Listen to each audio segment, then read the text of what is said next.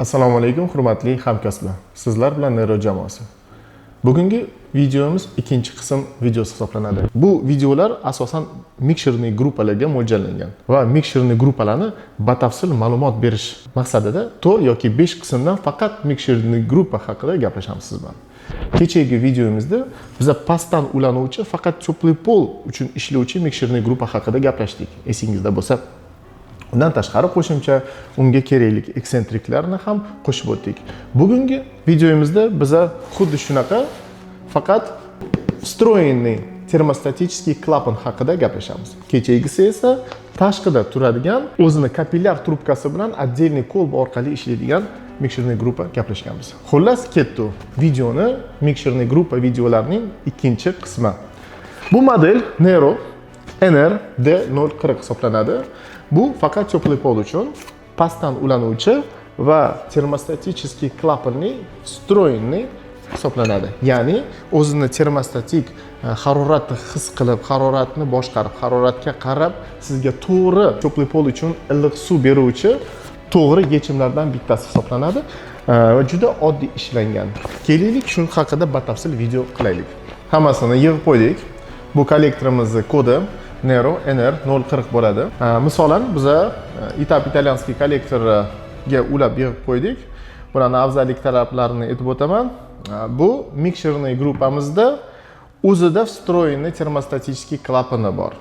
Ya'ni bunga qo'shimcha отдельный kolba qo'yib, отдельный termostatический головка qo'yib o'tirmaysizlar, termostatik kallachalar qo'yib o'tirmaysizlar. Bular hammasi уже ichida встроенный bo'ladi. Подключенияsi, ya'ni ulanishlari pastdan bo'ladi, diametri 1 dyuym, ya'ni 25 rezbada bo'ladi. O'zini nakidnoy gaykalariga keladigan bo'lsak, har bitta nakidnoy gaykalarida qo'shimcha yelimlari bor. Botga дополнительный foam lenta yoki kley qilib o'tirmaysizlar, faqat pastidan qo'shimcha nakidnoy gaykami yoki kran rakormi, endi yo'g'ini o'zingizlar usta mahoratinglarni qo'yib ishlataverasizlar. Yana qo'shimcha plus taraflarini aytadigan bo'lsak, o'zida mexanический kran-mayevskisi bor havo chiqarish uchun.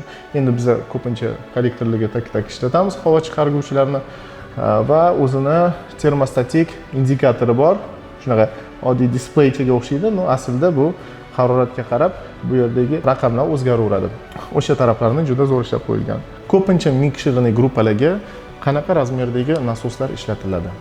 Mixerli gruppalar nasoslari ko'pincha 130 mm bo'ladi. Ya'ni shu joydan shu joyiga bo'ladigan o'lchamni aytiladi. Masalan, standartniy nasoslarimizda 190 bo'ladi. Mixerli gruppalarga keladigan bo'lsak, bularning razmeri 130 mm li nasoslar bo'ladi. Ya'ni ularning ham kuchi farqli bo'ladi. Siz o'zingizni nima deydi, cho'pli pol hajmiga, maydoniga qarab o'zgartiraverasiz. Masalan, 25 ga 4 mi, 25 ga 6 mi, 25 ga 8 mi. Imенно shu NR040 modelida necha litr, necha kuba o'tkazsa bo'ladi degan savolga yoki oddiy tilda bizga necha kvadratga ishlaydi kerak. Necha kvadratga ishlaydi NR040 modeli Nerodan desangiz, imенно shu model bizda 150 kvadratdan 200 kvadratgacha bemalol ishlatsangiz bo'ladi. Va qulay tarafi, siz bitta diametrda kotelnidan qanaqadir qavatga tortib qo'ygansiz. Imенно shu joylardan siz ham radiator, ham cho'pli polni bitta kelayotgan turba bilan ishlatsangiz ham bo'ladi. Masalan, sizda aytaylik 5 ta radiator и 400 kvadrat cho'pli pol. И 2-3 konturga cho'pli pollaringiz ajratilgan. O'sha paytda ham radiator, ham 2-3 ta kontur joylarga mixerli gruppalarni ishlatsangiz bo'ladi. Agar qanaqadir qiziqarli savollaringiz bo'lsa, izohlarda qoldirishingiz mumkin. NR040 mixerli gruppamiz yoqqan bo'lsa, izohlarda like va kommentariy albatta kutib qolamiz. Endi esa 3-videoga ham qadam bosamiz.